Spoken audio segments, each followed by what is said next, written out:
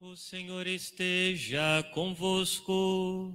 Ele está no meio de nós. Proclamação do Evangelho de Jesus Cristo, segundo João. Glória a vós, Senhor.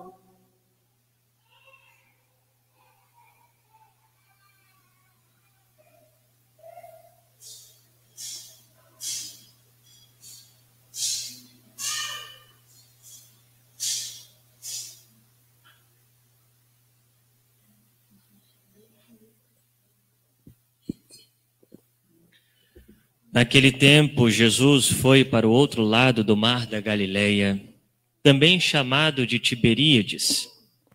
Uma grande multidão o seguia, porque viu os sinais que ele operava a favor dos doentes. Jesus subiu ao monte e sentou-se aí com os seus discípulos. Estava próxima a Páscoa, a festa dos judeus.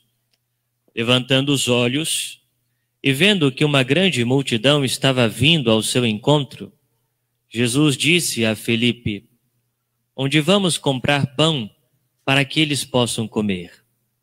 Disse isso para pô-lo à prova, pois ele mesmo sabia muito bem o que ia fazer. Felipe respondeu: "Nem 200 moedas de prata bastariam para dar um pedaço de pão a cada um." Um dos discípulos, André, o irmão de Simão Pedro, disse: "Está aqui um menino com 5 pães de cevada e 2 peixes. Mas o que é isso para tanta gente?" Jesus disse: "Fazei sentar as pessoas." Havia muita relva naquele lugar, e lá se sentaram aproximadamente 5.000 pessoas. Jesus tomou os pães, deu graças e distribuiu-os aos que estavam sentados, tanto quanto queriam, e fez o mesmo com os peixes. Quando todos ficaram satisfeitos, Jesus disse aos discípulos: "Recolhei os pedaços que sobraram, para que nada se perca." Recolheram os pedaços e encheram 12 cestos com as sobras dos 5 pães, deixadas pelos que haviam comido. Vendo o sinal que Jesus tinha realizado, aqueles homens exclamavam: "Este é verdadeiramente o profeta, aquele que deve vir ao mundo." Mas, quando notou que estavam querendo levá-lo para proclamá-lo rei, Jesus retirou-se de novo, sozinho para o monte. Palavra da salvação.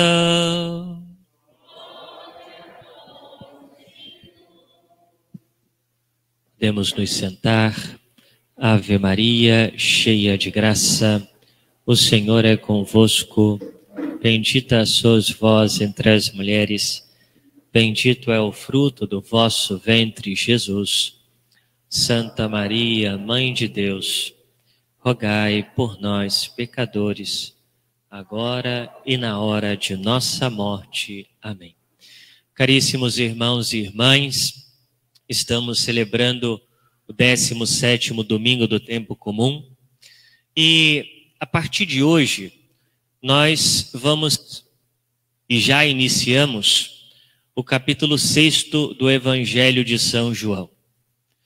Nesse capítulo 6º, que Jesus faz um discurso belíssimo, o chamado discurso do pão da vida, o qual Jesus revela claramente a sua vontade de se dar a nós como alimento na Santíssima Eucaristia.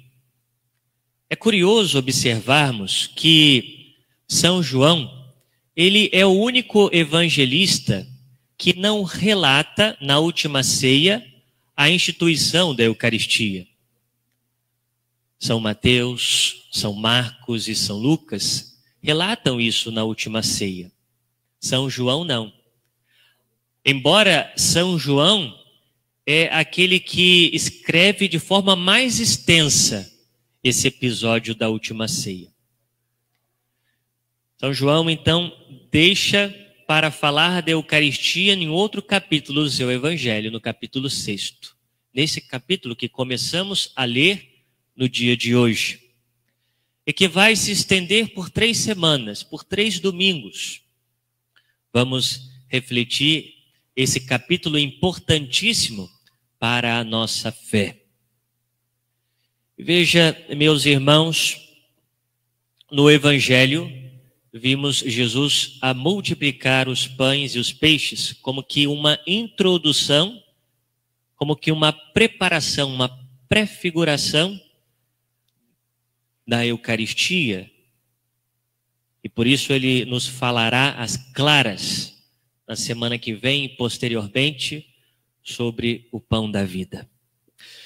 Na primeira leitura, tirada do livro dos Reis, nós vimos o profeta Eliseu, que é entregue a ele 20 pães e ele deveria alimentar 100 pessoas. Aquele homem que leva esses 20 pães recebe a ordem de Eliseu para distribuí-los às pessoas que ali estavam. Mas ele disse: como nós vamos fazer isso? Como vamos alimentar 100 pessoas? E Eliseu responde dizendo: dá ao povo para que coma, pois assim diz o Senhor, comerão e ainda sobrará. Então o homem distribuiu e ainda sobrou conforme a palavra do Senhor. Ou seja, essa leitura escolhida para a liturgia de hoje é para fazermos uma comparação.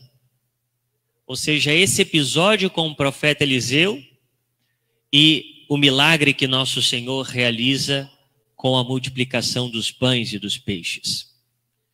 Eliseu alimenta 100 pessoas com 20 pães. Nosso Senhor alimenta 5.000 pessoas com 5 pães. Veja, Jesus ele realiza a multiplicação dos pães. Eliseu, como vimos aqui na leitura, apenas distribui os 20 pães e todos ficam saciados. E aqui nós já vemos a providência divina. Ou seja, Deus que providencia aquilo que achamos impossível. E por isso no Salmo de resposta, Salmo 144, ele é um louvor à providência de Deus. E ao mesmo tempo, há aqueles que com alegria e gratidão elevam esse louvor ao Senhor. Por isso nós respondemos: saciai os vossos filhos, ó Senhor. É Deus que nos sacia com a sua graça, com a sua benevolência, com o seu amor. Todos os olhos, ó Senhor, em vós esperam, e vós lhe dais no tempo certo o alimento. Vós abris a vossa mão prodigamente, e saciais todo ser vivo com fartura. Vós lhe dais no tempo certo o alimento. Deus nos dá no tempo certo aquilo que necessitamos. No tempo certo. Porque Ele é benevolente, Ele é justo. Ou seja, Deus, Ele nos dá o que necessitamos no tempo certo. E não no nosso tempo. No tempo dEle. E é isso que nós vamos refletir mais ainda no Evangelho de hoje. Veja, em primeiro lugar, esse Evangelho, como dizíamos anteriormente, é uma prefiguração da Santíssima Eucaristia. Jesus alimenta os seus pão material, mas o que Ele quer dar aos demais, àqueles que estão ouvindo a Ele, é o alimento. Por isso, quando nós ouvimos o Senhor a abençoar e dar o pão, nós nos recordamos da instituição da Eucaristia. quando Jesus diz: ele tomou os pães, deu graças e distribuiu-os aos que estavam sentados. Ou seja, aqui vemos uma analogia, uma imagem da Eucaristia. Em segundo lugar, os irmãos, observamos algo muito curioso nesse evangelho. Jesus vê uma multidão diante dele, 5.000 pessoas. E veja, Jesus sabe que aqueles que o ouvem não são espíritos puros, não são anjos, são pessoas que têm corpo e por isso têm necessidade de se alimentar. E Jesus se preocupa com a alimentação daquelas pessoas que, se voltassem para casa sem alimento, poderiam desfalecer, poderiam desmaiar no meio do caminho. E Jesus decide alimentar aquelas pessoas.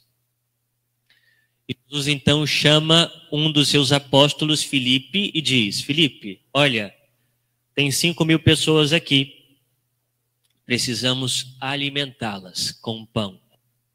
Como dizendo, olha, dá um jeito aí, vamos alimentar esse povo.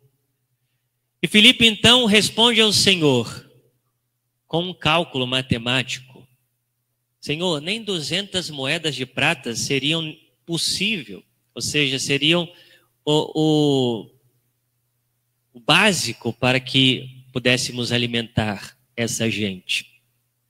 Nem 200 moedas, equivalente a mais de meio ano de trabalho. E Jesus então insiste para com eles, até que André aparece com um menininho que traz uma cesta com 5 pães e 2 peixes.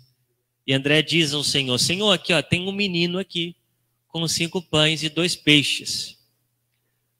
Jesus então diz: então manda o povo sentar. Manda o povo sentar. E Jesus faz o milagre.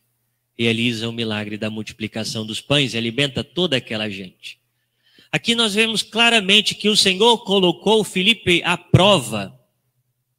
Ou seja, deu a responsabilidade para Filipe, para que ele compreendesse que o Senhor queria que ele fizesse a parte dele. Jesus, ele poderia realizar o milagre sem a ajuda de ninguém, sem aqueles 5 pães, sem aqueles 2 peixes, porque ele é Deus. Mas ele quis precisar da contribuição, da cooperação daqueles que estavam ali. Quando nós vamos a um outro milagre de Jesus, por exemplo, nas bodas de Caná, quando Jesus transforma a água em vinho, Jesus ele diz aos servos que estavam ali: enchei as talhas de água. Como que dizendo, façam a parte de vocês. Vocês confiam em mim? Façam a parte de vocês. Ou quando Jesus ressuscita Lázaro, Jesus diz para aqueles que estavam ali: removam a pedra. Tirem essa pedra daqui, a pedra do sepulcro. E quando retiraram a pedra, Jesus diz: Lázaro, vem. Ou seja, Jesus, ele conta com a cooperação. Porque a cooperação com Deus é um sinal da confiança nele, é um sinal da fé que aqueles homens tinham em Jesus. E aqui nós entendemos, meus irmãos, que para que o Senhor haja na nossa vida, realize também prodígios na nossa vida, precisamos confiar. Precisamos colocar a nossa confiança em Deus. E a prova de que confiamos em Deus é fazer a nossa parte. Fazer aquilo que cabe a nós. Às vezes nós pensamos que aquilo que cabe a nós é insuficiente, mas de fato é. É Ele que vai realizar. Muitas vezes nós pensamos, algum parente lá na nossa casa, um vizinho, pensamos, puxa, eu queria tanto que aquela pessoa vivesse a minha fé, que se encontrasse com Deus, que deixassem a realidade de pecado. Ou seja, e pensando, puxa, mas eu já fiz tudo que eu poderia fazer. acho que não tem mais jeito essa realidade. Mas, ou seja, quando perseveramos na oração, perseveramos ali com sacrifício, jejuns, de repente aquela pessoa muda. De repente aquela pessoa do nada, eu vou à igreja. Esse final de semana eu vou à igreja. Você vai? Eu vou. Procura a confissão, vai comungar, etc. A gente coloca a mão na cabeça e pensa, mas o que aconteceu? Deus realizou. Deus realizou a sua obra. Deus realiza a sua obra por meios insuficientes que somos nós. Às vezes, nós passamos por uma situação de que estamos tão apegados que achamos que não vamos vencer essa realidade. Faça a sua parte.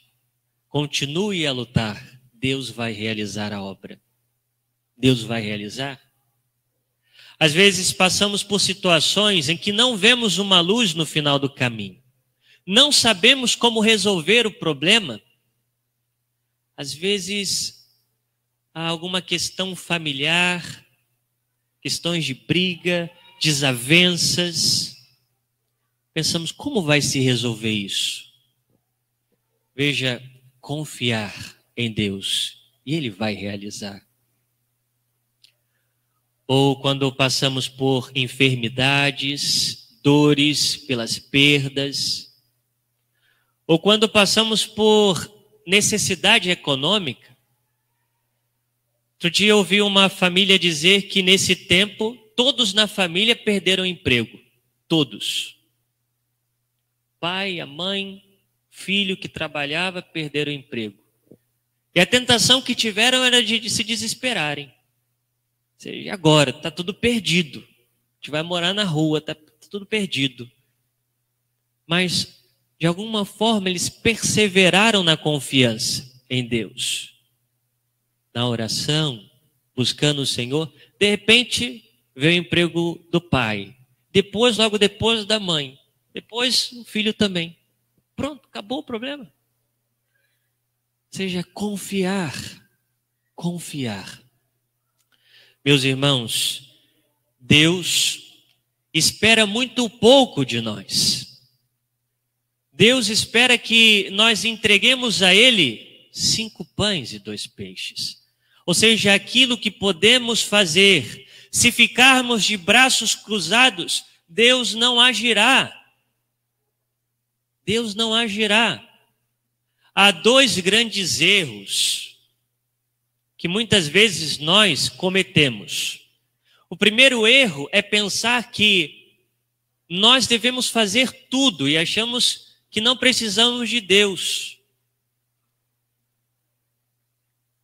O outro erro é acharmos que devemos ficar parados, não fazer nada, esperar que Deus faça tudo cair do céu para nós. Por isso, me recordo de uma frase de São Francisco de Sales.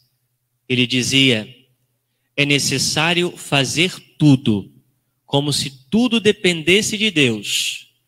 E é necessário esperar tudo, ou melhor, deixa eu refazer a frase. É necessário fazer tudo, como se tudo dependesse de nós. E é necessário esperar tudo, como se tudo dependesse de Deus. Fazer a nossa parte e esperar com que Deus faça a dele, aquilo que está acima de nós. Veja, Jesus alimenta os seus com alimento espiritual, mas o que ele quer dar aos seus e a cada um de nós é o alimento que não perece. É ele mesmo que está presente na Santíssima Eucaristia, ou seja, o alimento da vida eterna, ou seja, a forma de estarmos unidos com Jesus e alimentados através dele mesmo aqui nesta vida. Peçamos a graça de nos aproximarmos cada vez mais do Senhor e ao mesmo tempo de confiarmos na sua providência, que nos dá no tempo certo, no tempo dele, quando nos é necessário. Louvado seja o nosso Senhor Jesus Cristo.